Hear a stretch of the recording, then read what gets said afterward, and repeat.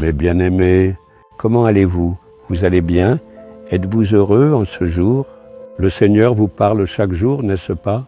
Vous marchez avec lui? Quel immense privilège, n'est-ce pas? Notre Jésus délivre. Depuis le début du ministère, nous voyons continuellement les œuvres que le Seigneur accomplit.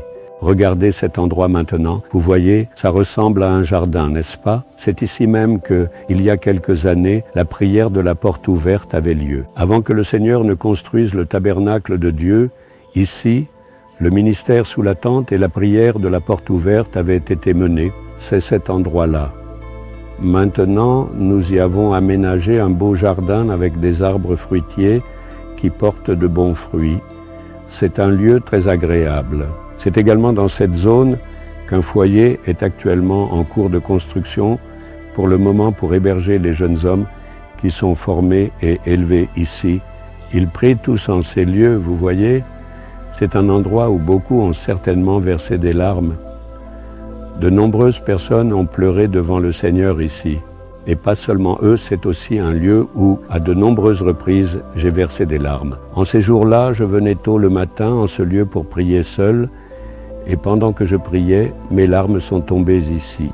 Et maintenant, je vous parle en me tenant dans un tel lieu, le Seigneur a répondu à toutes ces larmes.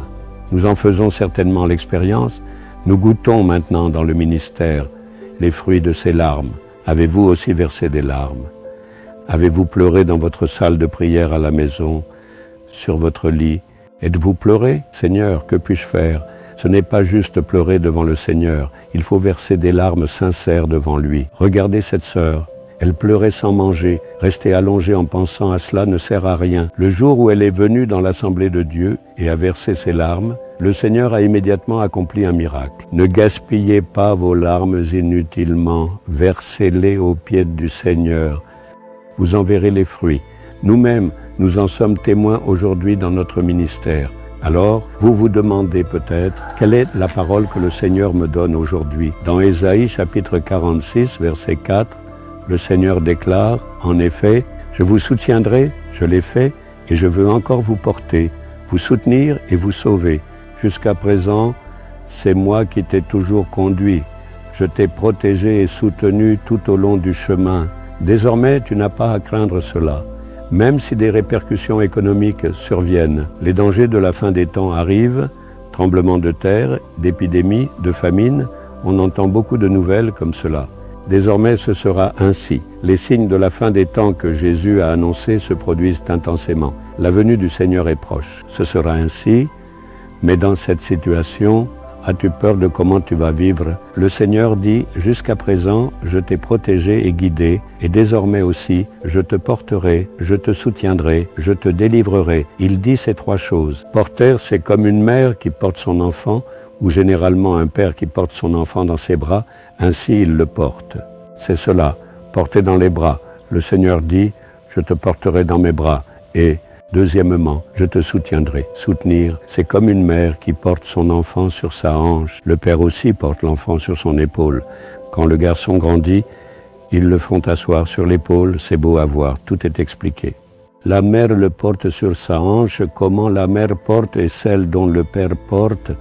Jésus-Christ est pour nous à la fois comme une mère et comme un père. Il nous porte et nous guide de ces deux manières. Il dit qu'il nous portera certainement. Si vous dites avoir mal aux jambes, le Père ne restera pas sans agir.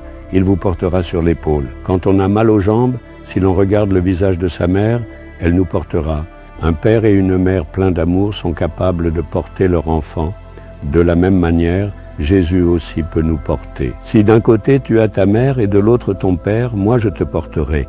Je te porterai. Alors pourquoi as-tu peur? Ne sois pas troublé par tout cela, je te porterai. Non seulement cela, mais je te délivrerai. Qu'il arrive n'importe quel danger, qu'il y ait des problèmes économiques, une famine, une épidémie, des catastrophes naturelles ou que la mer se déchaîne, je te délivrerai. C'est moi qui suis responsable de toi, dit le Seigneur. C'est pourquoi ce qui t'inquiète, ce qui est sur le point d'arriver, tout cela arrivera bel et bien. On ne peut pas l'empêcher. Mais n'ayez pas peur, cependant. Soyez toujours dans la joie en lui. en sachant que j'ai un Seigneur qui me protège, me porte et me soutient. Placez votre foi en lui. Seigneur, c'est toi qui me porteras, me soutiendras, me délivreras, je le crois de tout cœur. Déclarez votre foi en disant « Jusqu'à la fin, tu me délivreras et me conduiras, aucun danger ne pourra m'atteindre. » Et vous verrez des miracles. Alors pourquoi auriez-vous peur? Ne soyez pas troublés. Dites ainsi au Seigneur « Seigneur, jusqu'à présent, tu m'as porté, soutenu et délivré. Tu m'as conduit jusqu'ici et tu as promis de continuer à me porter. Merci à toi, Seigneur. Tu as dit que tu me porterais. Merci à toi. Tu as promis de me délivrer. Merci à toi. Tu es le Dieu qui me porte, me soutient et me délivre. C'est pourquoi je n'aurai peur de rien et je ne serai pas troublé. Au nom de Jésus, Amen, Amen.